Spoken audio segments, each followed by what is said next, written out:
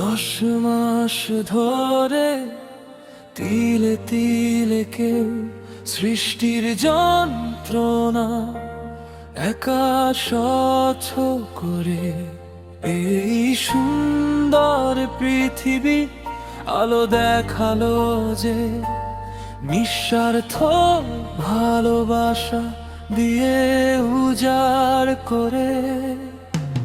ভয় পেলে তোমার বুকেতে মুখ লুকানো, সব কিছু নিজের হাতে শেখানো।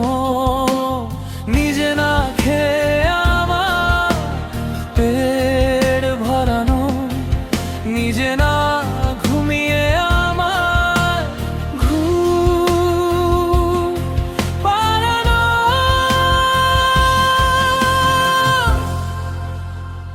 সে তোমার তুমি আর কেউ তো না,